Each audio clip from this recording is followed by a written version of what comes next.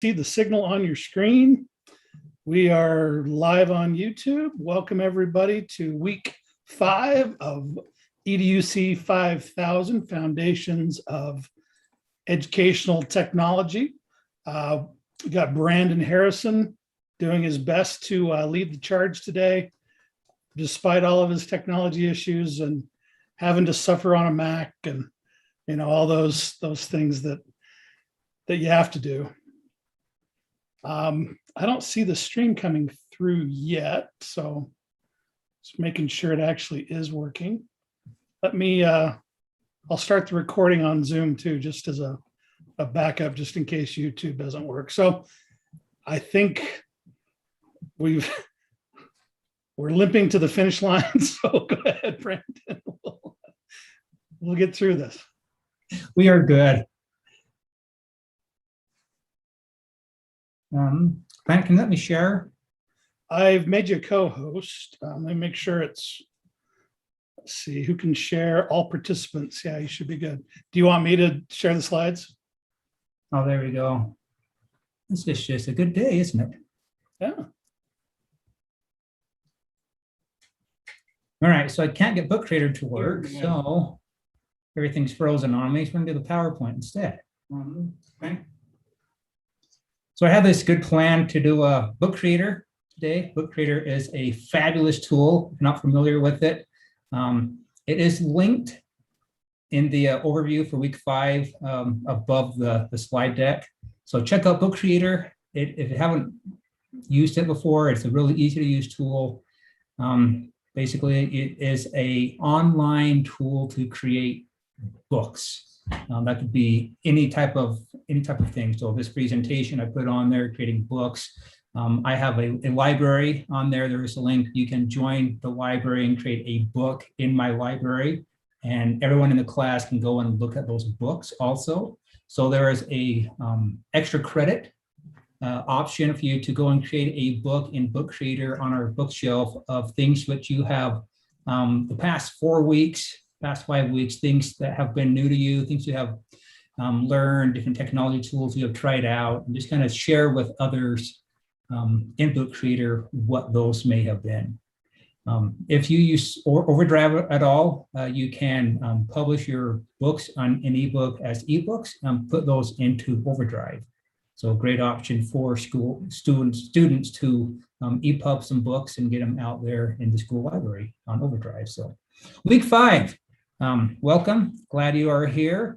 We are moving right along, month plus into the course.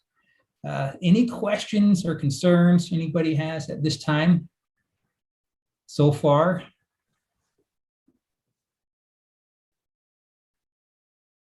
If not, if you have any that come up, reach out to your instructor. How is it October already is my question. It is what? How is it October already? Yeah, yes, a week into October already. It's crazy. We got fall break, and we have Thanksgiving break and Christmas break, and then we'll be on the downhill slide to do it all over again next year, right? So it goes really fast. So I have a quote here from Hattie and company. Every student deserves a great teacher, not by chance, but by design. So we were all in the classroom, and our students deserve the best. And it isn't just the lucky draw that they have getting the school year that they get that teacher who is going to be great, but we can all be those great teachers. And it is by how we design our class, how we design our curriculum, and what we're doing that makes it great for the students. This week, reading in our readings in the Canvas course, the PDF chapter 3, Understanding by Design, we talk about goals, gaining clarity on our goals. And the supplemental text is the chapter 4 of Enhancing the Art and Science with Teaching of Technology. A couple of highlights from those texts. The text in the Canvas course starts out with a little scene from Alice in Wonderland, when Alice goes to Cheshire Cat, and the cat, she asks which way to go, and the cat says, well, that depends on where you want to go. And Alice says she doesn't care. And then, as you know, as you can read there, and as you know the story, it doesn't matter which way you go then. So as we are designing our classes, designing our units, our lesson plans, if we don't have the end in mind, if we don't know where we want to go, it doesn't matter. It doesn't matter where we end up. We're going to end up somewhere, but it may not be where we want to be unless we have that already in mind of where we want to go. A couple of other highlights from the text. We need to aim for specific results and design backward from those results we are looking at. So this week, we're going to look at specific results, our big ideas, our core tasks, and once we have those in place, we're going to end up. Then we're going to design back to the beginning where we are now and design how we're going to get there. And doing this backward approach, it helps us avoid the twin sins, as the book calls them. Just the aimless coverage of the content. We're just going to do the shotgun approach and cover all of this because it's what we have to cover. And also, it helps us avoid just doing activities just to do them. They may be good, they may be beneficial, but are they really necessary? So when we have this idea of these big ideas in mind, then we can connect the dots of where we want the students to go, how we want them to learn, what we want them to do in our course, in our unit, in our lesson. So there's a couple of questions in the supplemental text poses. So how can you use technology to help students effectively interact with new knowledge? And also, the other question is, how can technology enhance the collection and use of pre-assessment data? So we're going to do a Padlet right here. So answering that first question, how do you use technology to help students effectively interact with new knowledge? You're going to go to this bit.ly right there, bit.ly/EDUC 5000-5, and you go to this Padlet. I left the Padlet, the answers from previous times on there, so you can reference back to see what others have been doing, tools they have used, things that are happening successfully in their classrooms. So you can kind of get some ideas of what you can do differently if you need to in your classroom. So bit.ly/EDUC 5000/5. Our Padlet. Also, Brandon, I just dropped it in the direct link in the chat for everyone. Thank you. Thank you, Matt, for doing that. So I'll get to the Padlet right here. The Padlet is like a collaboration board on Nearpod, the same concept with that. So go ahead and on the bottom right-hand corner, there'll be a little plus button right there. And you can click on that and you'll get your little text box. You can text in the text box right in what technology tool you're using effectively to help students interact with new knowledge and what that tool is.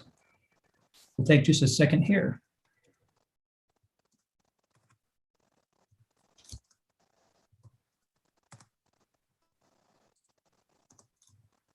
As you're doing the Padlet, would anybody like to unmute and say tools you're using besides those you're writing down or those which you're writing down also?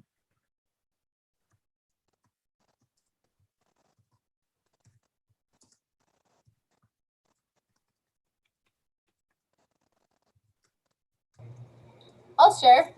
Yes, please. Mine's not super cool though. I just use Canvas. I actually have 6 students in quarantine right now, and using Canvas and putting videos on Canvas and Google Meet too. Like, that's the only way I interact with new knowledge and my quarantine students right now. It is ridiculous, but it is the world we live in. So I use other tools too, but those are my 2 main things. There you go. And I don't know when or if we'll ever go back to not having this virtual / brick and mortar school dual teaching. I don't know if how we're ever going to do it separately again. Maybe some of you who have participated in CanvasCon today, they're talking about that with the, especially the last year and a half, how imperative it's been to have these online resources to help these students, and taking your 20 years of worksheets from your forward drawer filing cabinet and putting those onto Canvas. And yeah, it was kind of hard and monotonous to do in the beginning, but now how everything is streamlined and distributing those and getting those worksheets graded and feedback back to students, all really streamlined and easy. So a great tool. So thank you. So this link will be there for this Padlet. Refer back to it and see what other teachers and educators are doing and how they're implementing technologies into their classrooms for helping their students. I can share something. So we have done a lot of our progress monitoring with our SPED students with online programming, and it's fantastic because we can always refer back. We always have the data, we can print it, and we can assign it based on their specific level. So that is huge for us. Yeah, it's great about a lot of these tools with Nearpod and Kahoot and the Socrative and Canvas. You have all of these, all the data is there, and you're able to refer back to it and adjust as needed and to help the students with having that stuff that at your fingertips. So yes, thank you.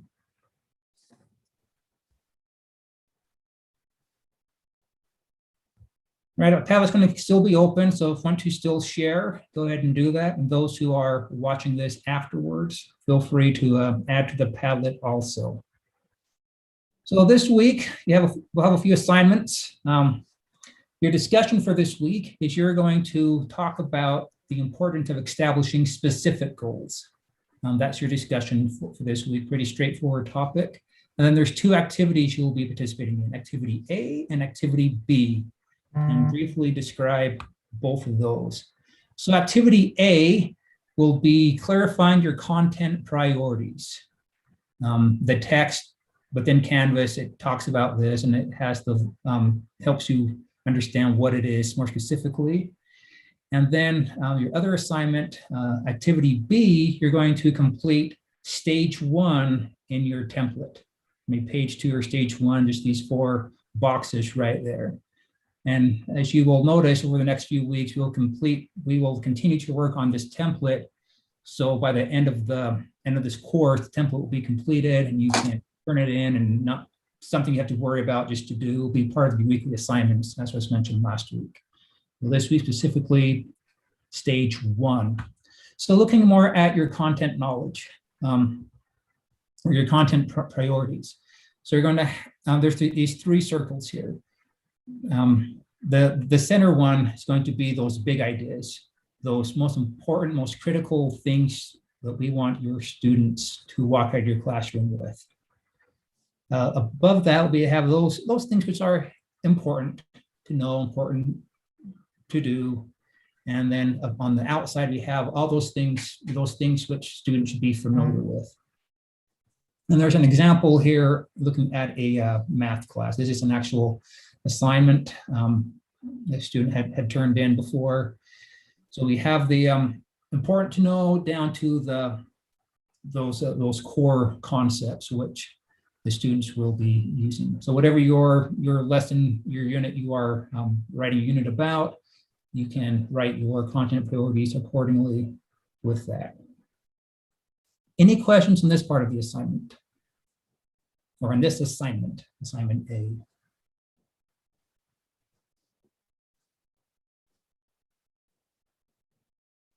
All right, if not, move to assignment B, which is this stage 1, identifying your desired results. And again, the text outlines this pretty clearly, what's expected in each section. You're going to be establishing your goals. What understanding is desired from your students, and then the questions that will be considered. And then the last box, what your students will know and what your students will be able to, and then you fill in the blank there. So again, for the assignment for this week, just this one page in this template. You don't have to do stage 2 or 3, so just stage 1 this week on the lesson plan template. And you should have those linked. If you did it last week, you already have those links if you need it. It is linked in the course still, and in the slide deck, it is linked also. There's been some concerns about what your final project should look like or what it could look like. Here's just 3 examples. Feel free to click on these links from the slide deck and you can see what others have done in the past. When I was in elementary, middle school, and then Tony did an example there also.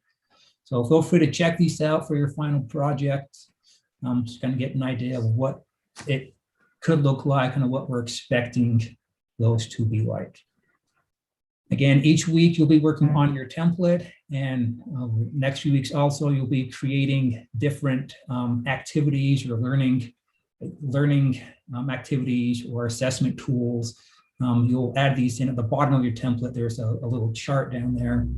You'll put those in there, as long as what you've done already with your redesigning the those other documents you've done also. So any questions for this week's assignments for your final project? When we're ending, just know that for your lessons and for what we're planning, Rome isn't built in a day. And on my book creator, I had a little parenthesis on there, but you can go visit there with Tony. So reach out to Tony if you want to go visit Rome, visit Italy. So I throw a little plug in for Tony. But things take time, little bit by little bit, and having, again, just your end in mind, what you want it to look like, having your goals set, your clear priorities in place will help you get where you need to be. And that is all I have. Anyone, any questions or any concerns or comments from anybody?